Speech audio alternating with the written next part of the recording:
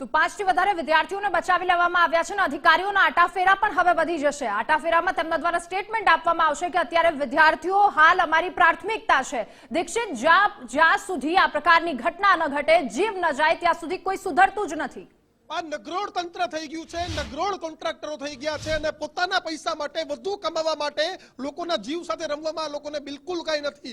મોરબીમાં તે જ પ્રકારની ઘટના બની, તે મોરબીના અહેવાલો બાદ અનેક જગ્યાએ થયું। દ્વારકામાં લાઈફ જેકેટ આપવાની પણ વાત થઈ, તે સિવાય પણ અનેક જગ્યાએ વાત થઈ, પરંતુ પરિણામ શું? તો સાહેબ આજે એ પરિણામ કે 6 વિદ્યાર્થીઓ છે જે ગંભીર હાલતમાં છે, હોસ્પિટલમાં દાખલ છે અને 3 વિદ્યાર્થીઓના મૃત્યુ થઈ ગયા છે, તેમાં સમાચાર સામે આવી રહ્યા છે। સાહેબ, આ 3 મૃત્યુ થયા છે, તેના જવાબદાર કોણ? તે વિદ્યાર્થીના મા બાપે તેને હસી ખુશીથી પ્રવાસમાં જાય છે, પિકનિકમાં જાય છે, તે મામલે મોકલાય છે, હસી ખુશી વાળો પરિવાર છે, પરંતુ 3 પરિવારના માળા અત્યારે તમે વિખેરી નાખ્યા છે। તો એનું પાપ છે કોન્ટ્રાક્ટરોનું અને અધિકારીઓનું, કારણ કે 5-25 હજાર રૂપિયાની મલાઈ ખાવાના કારણે તમે કેટલો મોટો દ્રોહ કરી રહ્યા છો, કેટલું મોટું પાપ કરી રહ્યા છો, તે આજે ખબર પડે છે। કારણ કે જવાબદારી છે ત્યાં કોન્ટ્રાક્ટર સામે પગલાં લેવા જોઈએ, આવા કોન્ટ્રાક્ટરોને જેલના પાંજરામાં પૂરવા જોઈએ અને જ્યાં સુધી છે તે તપાસ છેલ્લે સુધી પહોંચવી જોઈએ। ફક્ત કોન્ટ્રાક્ટર જ નહીં પરંતુ સંલગ્ન અધિકારીઓને પણ પાંજરામાં પડવા જોઈએ, કારણ કે પહેલી વખત આ ઘટના નથી, વર્ષો વર્ષ આવી ઘટનાઓ બને છે, વખતો વખત આવી ઘટના બને છે।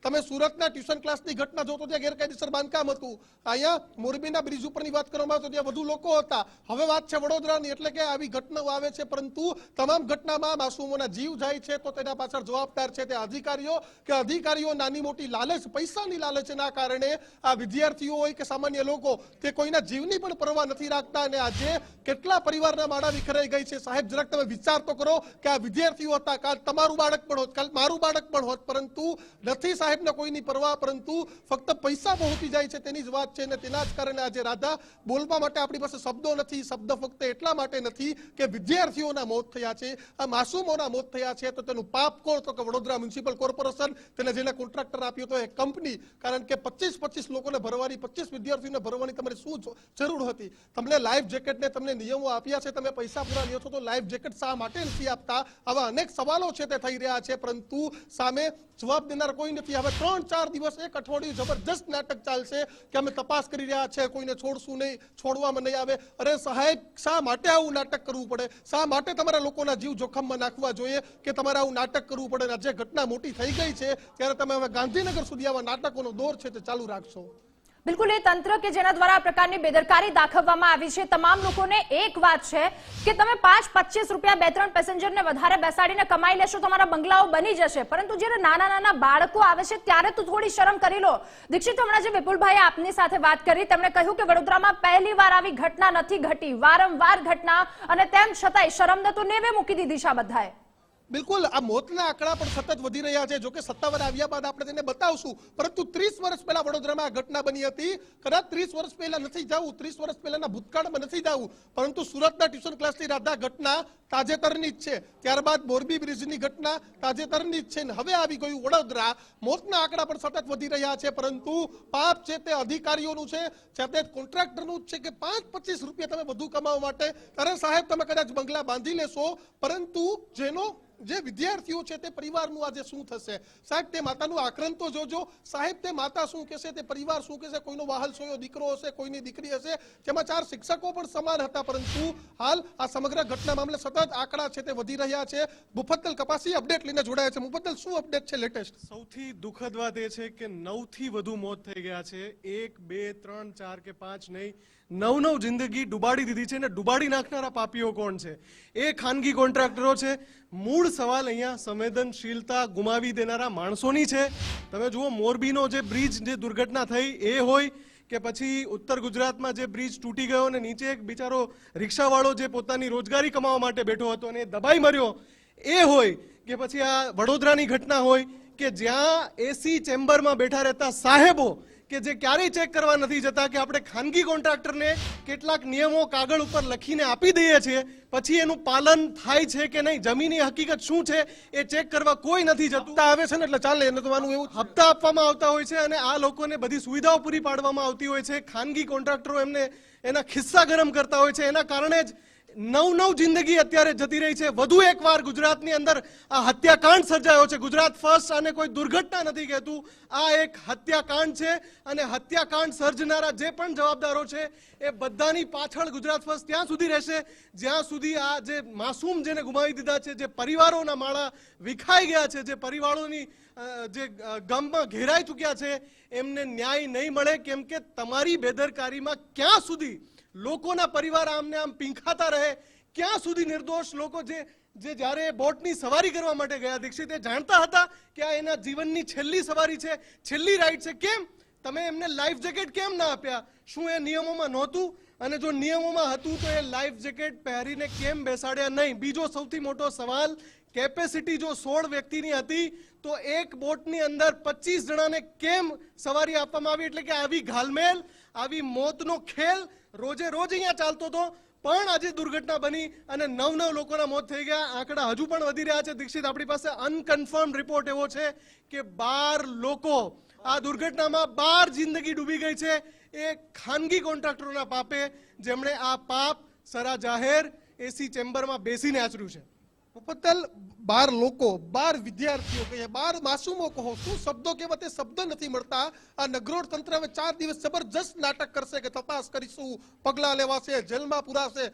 એક પણ ઘટના એવી નથી કે છેલ્લે સુધી તપાસ પહોંચી હોય.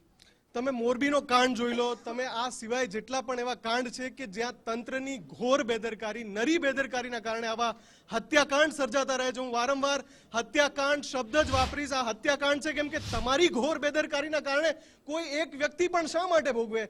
જો 12 લોકોની જિંદગી ગઈ હોય તો એ 12 પરિવારો વિખાઈ ગયા છે. કેમ કે તમારા ઘરનું એક માસૂમ જતું રહે તો તમને ખબર છે કેવી સમસ્યા, કેવી તકલીફ, કેવી દર્દ, કેવું દુઃખ હોય છે. અહીંયા 12 જિંદગી ડૂબી ગઈ છે તમારી બેદરકારીના કારણે. કેમ કે તમે એમને લાઈફ જેકેટ પ્રોવાઈડ ન કરાવ્યા. તમને જે નિયમો અંતર્ગત કોન્ટ્રાક્ટ અપાયો હતો એ કોન્ટ્રાક્ટ પ્રમાણે તમે કામ ના કર્યું. મેયર કઈક સરકારી જવાબ આપે છે, સાંભળીએ.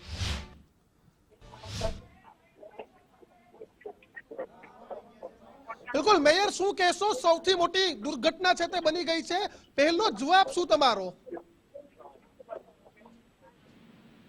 હેલો મેડમ, શું કહેશો? મોટી દુર્ઘટના બની ગઈ, શું જવાબ છે તમારો? હા, એકચ્યુઅલી હું ગાંધીનગર હતી, મને મીટિંગ માટે હું ગઈ હતી સવારની 4:30 પછી મને કંઈક ફોન દ્વારા માહિતી મળી કે અર્ણીના લેગઝોન કઈ કોઈ બાળકો બેઠેલી બોટ છે તે ઊંધી પડવાની ઘટના બની છે. જે પાણીગેટથી વાઘોડિયા રોડની વચ્ચે કોઈ સનરાઈઝ સ્કૂલ છે, એના બાળકો ત્યાં પિકનિક મનાવવા આવ્યા હતા. જે બાળકો અને કોઈક મેડમ એટલે કોઈ ટીચર ને એ લોકો કંઈક બોટમાં બેઠેલા હતા.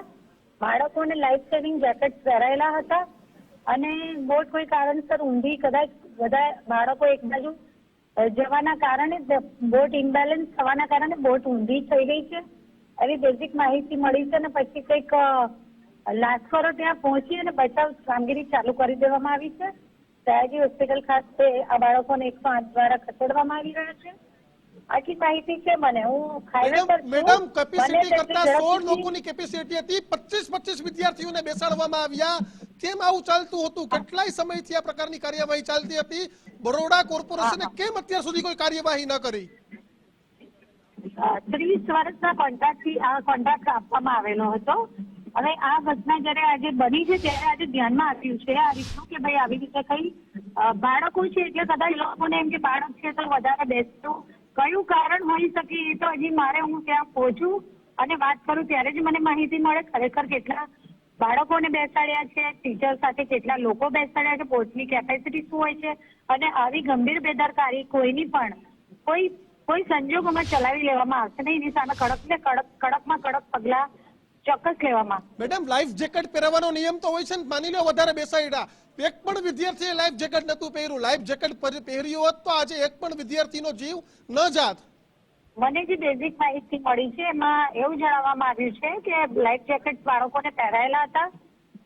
હવે હું છું અને પરિસ્થિતિ જાતે જોઉં ત્યારે જ હું વધુ માહિતી આપી શકું. બની શકે કે લાઈફ જેકેટ પહેર્યા છતાં કદાચ બોટ ઊંધી પડવાના કારણે બોટની નીચે જે બાળકો છે at a time life jacket હોવા છતાં કદાચ આપણે પાણીમાંથી તરત બહાર ન આવી શકીએ તો એના કારણે શરીરમાં ઓક્સિજનનું પ્રમાણ ઘટી જાય ને કાર્બન ડાયોક્સાઇડ વધી જાય, સાથે પાણી પણ શરીરમાં પ્રવેશી જતું હોય તો બની શકે. બાકી મને માહિતી જે આપવામાં આવી છે એમાં ત્યાંથી મને એમના દ્વારા એવું જણાવવામાં આવ્યું છે કે જેકેટ પહેરાવેલા હતા. મેડમ, આ હત્યાકાંડને પાપી કોને માનો છો આપે? 9 વિદ્યાર્થીઓના જીવ અત્યાર સુધીમાં ગયા છે. આ હત્યાકાંડ જ અમે કહીશું. હત્યાકાંડના પાપી કોણ? કોન્ટ્રાક્ટરને ચોક્કસ તેની સામે કડકમાં કડક પગલાં લેવામાં આવશે. આવી ગંભીર દુર્ઘટનાના આરોપીની સામે કડકમાં કડક પગલાં લેવામાં આવશે અને કોઈ પણ બેદરકારી કોઈ સંજોગોમાં ચલાવી લેવામાં નહીં આવે. મેડમ, તમને લાગે છે કે કોર્પોરેશન વહેલું જાગી ગયું હોત, મોરબી દુર્ઘટના થઈ, સુરત થઈ, તો આ પ્રકારની દુર્ઘટનાઓ ન થાત? કારણ કે અનેક રિપોર્ટ એવા આવ્યા, અનેક લોકો કહી રહ્યા છે કે છેલ્લા ઘણા સમયથી ઓવરલેડેડ છે ત્યાં બોટો ચાલતી હતી, પરંતુ એક પણ અધિકારી, એક પણ નેતા ત્યાં ફરક્યા ન હતા. હું અધિકારી સાથે માહિતી મેળવીને આપને જવાબ આપી શકું. બિલકુલ. હું ત્યાં પહોંચું અને મને જે ટેલિફોનથી જેટલી માહિતી મળે એ પ્રમાણે મેં આપને માહિતી પ્રોવાઈડ કરી છે. હું જેમ બને તેમ જલ્દી ત્યાં પહોંચવાના પ્રયત્નમાં છું. હાઈવે પર છું. ગાંધીનગરથી નીકળીને બિલકુલ આભાર મેડમ. તો આ હતા વડોદરાના મેયર કે જેઓ ગાંધીનગર મિટિંગમાં વ્યસ્ત હતા, પરંતુ મિટિંગ પૂરી કરીને હવે વડોદરા જવા પહોંચે છે. અને મેડમ, તમે વડોદરા પહોંચશો ત્યાં સુધીમાં આ હત્યાકાંડના આંકડા કેટલા મોટા થઈ જશે તે તમને પણ નથી ખબર. કેટલો મોટો ગંભીર વિષય છે. તમે તો આજે કોન્ટ્રાક્ટર ઉપર ઢોળી દીધું. તમે એવું પણ કહી દીધું, કોન્ટ્રાક્ટરનો પોક્સ પણ મેડમે લઈ લીધો અને એવું પણ કહી દીધું કે આ વિદ્યાર્થીઓ છે તેને લાઈફ જેકેટ પહેરવામાં આવ્યા હતા. અરે મેડમ, જઈને તપાસ તો કરો. લાઈફ જેકેટ કામ કરતા હતા કે દેખાવ માટેના હતા? અનેક જગ્યાએ આવા લાઈફ જેકેટ આપવામાં કદાચ આવતા પણ હોય છે, પરંતુ કેટલાય દેખાવ માટે હોય છે, કેટલાય લાઈફ જેકેટની ડેટ છે તે એક્સપાયર થઈ જતી હોય છે. પરંતુ આ જ અધિકારીઓ, આ જ નેતાઓ ફક્ત ને ફક્ત સ્ટેટમેન્ટ આપે છે, તપાસના આદેશ આપે છે, પરંતુ સાહેબ તપાસ કેટલી થાય છે આ તમને અને ગુજરાતી જનતાને પણ સારી રીતે ખબર છે કે આ તપાસ ફક્ત કાગળો પર જ થાય છે. છેલ્લે સુધી કોઈ કાર્યવાહી નથી થતી. મોરબી હોય કે પછી હવે સુરત હોય કે હવે વડોદરા, આવી આવી ઘટનાઓ છે તે વારંવાર બને છે અને મારા અને આપણા ગુજરાતના લોકો છે તેનો ભોગ લેવાય છે. આજે 9 માસૂમો હતા. મુફદ્દલે કહ્યું કે આંકડો 12 સુધી પહોંચી ગયો છે. આંકડા સતત વધી રહ્યા છે મોતના, પરંતુ આ નેતાઓ હવે ફક્ત તપાસ જ કરશે, કાગળ પર તપાસના આદેશ આપશે, પરંતુ બાર જિંદગી આ પાણીમાં હોમાઈ ગઈ છે. ત્યારે अभी तो बचाने के बाद ना सर मामला શું છે ને શું ઘટના બની છે? સનરાઈઝ સ્કૂલ આવે છે આજવા રોડ ઉપર. ત્યાંના 23 બાળકો, 4 ટીચર અહીંયા બોટિંગ માટે આવ્યા હતા અને બોટ જો પલટી ખાઈ ગઈ જો જેમાં જે લીધે બધા લોકો જો પાણીમાં ગયા અને પછી જો કરીબ અમુક લોકો બહાર 10 જેટલા લોકો બહાર આવી ગયા અને બાકી લોકો જો પાણીમાં પડી ગયા તાત્કાલિક તરવૈયાઓ અને બીજા લોકોના હેલ્પથી બધાને બહાર કાઢવામાં આવ્યા અને અલગ અલગ હોસ્પિટલમાં એસએસજીમાં અને જાનવી હોસ્પિટલ છે ત્યાં જો તાત્કાલિક સારવાર માટે મોકલવામાં આવેલા છે. અને હજુ સુધી અમુક 2 થી 3 બોડીને જો અત્યારે જો પાણીમાં છે જો જેના માટે પ્રયાસ ચાલુ છે. એનડીઆરએફ ટીમ પણ આવે છે જેના પાસે ઇક્વિપમેન્ટ સાથે અને આગળ જો કાર્યવાહી ચાલુ છે જે રહેશે આપણે બ્રીફ કરવામાં આવશે. આપને શું માહિતી મળી છે? માહિતી બોટ પલટી ખાઈ ગઈ છે, બાળકો પડી ગયા છે. આ માહિતીની જાણ છે. બધા પૂરા સમગ્ર તંત્ર જો આપણા અત્યારે બધા લોકો હોસ્પિટલમાં છે. જો ડોક્ટરો અત્યારે ચકાસણી કરી રહ્યા છે. ઓફિશિયલી જ્યારે આ બધા ડિક્લેર કરશે ત્યારે આ બધા સાથે શેર કરીશું. અત્યારે જે પોલીસ કમિશનરશ્રીએ જે આપને બ્રીફ આપ્યું, પોલીસ કમિશનરશ્રીએ જે આપને બ્રીફ આપ્યું એ જ બ્રીફ છે. અત્યારે અમારી પ્રયાસો ચાલી રહ્યા છે કે મહત્તમ જિંદગી બચે અને એ માટે સમગ્ર તંત્ર લાગ્યું છે અને મીડિયા પણ એમાં અમને સહયોગ આપી રહ્યું છે. સમગ્રનો આભાર. અમારો પ્રથમ પ્રયાસ એ છે કે મહત્તમ જિંદગી બચે. એ અત્યારે બધી પ્રયાસ પોલીસ કરી રહી છે. બિલકુલથી વાત કરવામાં આવે તો વડોદરા પોલીસ કમિશનર અનુપમસિંહ ગેહલોતે જણાવ્યું તે રીતે વાઘોડિયા રોડ પર આવેલી જે સનરાઈઝ સ્કૂલ હતી ત્યાંના 23 જેટલા વિદ્યાર્થીઓ હતા અને 4 શિક્ષકો સાથે અહીંયા આ જે બોટિંગ છે તેની મજા માણવા આવ્યા હતા. જોકે 10 જેટલા બોટ પલટી ખાતાની સાથે જ બહાર નીકળી ગયા હતા. અન્ય જે 7 લોકો હતા તેમને ફાયર વિભાગ દ્વારા બહાર કાઢવામાં આવ્યા છે. તમામ અત્યારે હોસ્પિટલાઇઝ છે. મોતનો આંકડો તો અધિકારીઓ દ્વારા અત્યારે તો કહેવામાં આવી રહ્યું છે કે કાર્યવાહી કરીશું, પરંતુ આ જે કાર્યવાહીની ડાઈ વાતો થઈ રહી છે એના પર બિલકુલ વિશ્વાસ અત્યારે નથી આવી રહ્યો. દીક્ષિત, જે પ્રકારની ઘટના ઘટી છે આ ઘટનાનો અત્યારે કલ્પાત દ્રશ્યોમાં લોકો જોઈ રહ્યા છે. કદાચ આ કલ્પાત એ પરિસ્થિતિ શું હોઈ શકે પાપીઓ કદાચ વિચારી નહીં શકે, વિચારી પણ નહીં શકે. નાની દુર્ઘટના નથી સાહેબ. 9 લોકોના મોત થયા છે, 9 માસૂમ વિદ્યાર્થીઓના મોત થયા છે, પરંતુ હવે ફક્ત તપાસની વાત કરે છે. મેયર મેડમ તો ગાંધીનગર મિટિંગમાં વ્યસ્ત હતા, ઘટનાઓ જાણે છે, પરંતુ અનેક વખત આવી ઘટનાઓ ગુજરાતમાં બને છે અને હંમેશા માસૂમોના જીવ જાય છે. ઉમંગ, એક નાટક પણ કરવામાં આવ્યું હતું સફાઈ અભિયાનનું. 2023 નવેમ્બર મહિનામાં આ જ તળાવ છે, આ જ કોર્પોરેશને સાફ કરે. તો સાહેબ એ વખતે શરમ રાખી અને પોતાની આબરૂ રાખવા માટે તમે તળાવ સાફ કરી નાખ્યો હતા. ઓળખીમાં બેઠેલા બાળકો ના પડતા, કાદવમાં ના ફસાતો, એમના સૌ કદાચ તમે બહાર કાઢી શકતા. તમારી બેદરકારીના કારણે લાઈફ જેકેટ તમે ન પહેરાવને બાળકો પલટી ગયા અને બહાર ન કાઢી શક્યા. નવેમ્બર 2023 અને 22 તારીખ, જો હું ખોટો ન હોઉં તો 22 નવેમ્બર 2023 ના દિવસે તમે તળાવ સાફ કરવાનું નાટક કર્યું છે. અને નાટક એટલા માટે જ કે તળાવની અંદર કીચડ છે અને કીચડમાંથી જે ફસાયેલા જે બાળકો જે હજી એમને મૃતદેહો નથી મળ્યા, એ લાપતા છે. એનું એક કારણ એ રહ્યું કે તમારી બેદરકારીએ ભોગ લીધો છે. ક્યાંય પણ તંત્રના અધિકારીઓને હજી પણ સહેજ લાજ શરમ અને લજ્જા હોય તો ક્યાંક એમણે જાણવું જોઈએ કે તમે લાઈફ જેકેટ પહેર્યા વગર બાળકોને બેસાડી કેવી રીતે શકો. જે બોટની કેપેસિટી 16 લોકોની છે એમાં તમે 27 લોકોને કેવી રીતે બેસાડી શકો. કોર્પોરેશનને અનેક વખત આ રજૂઆતો મળી હશે, કોર્પોરેશનના અધિકારીઓ અનેક વખત જોયું હશે, તેમ છતાં પણ પૈસા તો મળે છે ને. લીલી નોટો ગજવામાં જાય છે અને લીલી અહીંયા જે લીલ થાય છે એના કારણે આ જીવ ગયા છે ને એનું જ ક્યાંક પરિણામ છે કે અત્યારે આ કોર્પોરેશનના પાપે, તંત્રના પાપે આ જિંદગીઓ હોમાય છે ને ડાહી વાતો કલેક્ટર કરી રહ્યા છે કે મીડિયા અમને સપોર્ટ કરે ને સપોર્ટ કરે. સાહેબ અમે તો સપોર્ટ કરીએ છીએ ને. શું કામ સપોર્ટ કરીએ? તમારા બધાના બાપે મરે છે, શું કામ સપોર્ટ કરવામાં અમે તો બતાવીએ જ છીએ અહેવાલ કે સાહેબ તમારી ભૂલ છે. અહીંયા મોરબી બ્રિજની દુર્ઘટનામાં અમે કવરેજ કર્યું છે. અમારી આતરડી કકરતી હતી કે સાલાવ તમારા ભૂલના કારણે, તમારા પાપના કારણે, તમારી બેદરકારીના કારણે કોઈક માસૂમોના 2 વર્ષના, 5 વર્ષના, 7 વર્ષના દીકરાઓ જતા રહ્યા છે. એ માને, એ બાપને, એ ભાઈને ને બહેનને પૂજ્ય ની આતરડી કેટલી કકડે છે. કોકને હાથ બાંધવા વાળો, રાખડી હાથ બાંધવા વાળો હાથ જતો રહ્યો છે, કોકને માથે હાથ ફેરવવા વાળો દીકરો જતો રહ્યો છે. પણ આ નઠોર નગરોળ તંત્રના આ પાપીઓ, ભ્રષ્ટાચારીઓ તંત્રને કોઈ પણ જાતનો ફેર નથી પડતો. દીક્ષિત આપણી સાથે મુફદ્દલ પણ છે. મુફદ્દલ એવું કહે છે કે સપોર્ટ કરો. અરે સપોર્ટ શું કામ કરીએ? તમે હત્યાકાંડ કરી દીધો, 9-9, 10-10 વિદ્યાર્થીઓના મોત કરી દીધા. હજુ તમને સૌથી મોટો આંચકો એ વાત જાણીને લાગશે કે 16 લોકોની ક્ષમતામાં 25 નો આંકડો, હું કહીશ કે ટીમ આ આંકડો સુધારે. 30 લોકોને બેસાડ્યા હતા, 30 લોકોને. 16 લોકોની ક્ષમતા, જે બોટ 16 લોકોની સવારી લઈ જઈ શકે સલામત રીતે, એ બોટમાં 30 લોકો સવાર હતા. અને આ ત્યાં જે શિક્ષિકા હાજર હતા જેમનું રેસ્ક્યુ ઓપરેશન કરાયું, એ શિક્ષિકાનું બયાન છે કે બોટમાં અમે ના પાડી પણ 30 લોકોને ભર્યા હતા. એમનું નિવેદન છે. એટલે કે જે ક્ષમતા હતી એના કરતા ડબલ લોકોને તમે બેસાડો છો તમારા ગજવા ભરવા માટે થઈને, અને તમે હત્યાકાંડ સર્જો છો. ગુજરાત ફર્સ્ટ આ આખી કમનસીબ દુર્ઘટનાને હરણીનો હત્યાકાંડ નામ આપે છે. આ હરણીનો હત્યાકાંડ છે અને એના જે જવાબદારો છે ખાનગી કોન્ટ્રાક્ટરો, મને એ આશા છે કે એની સામે એવા પગલાં લેવાશે કે જિંદગીમાં આવું મહાપાપ.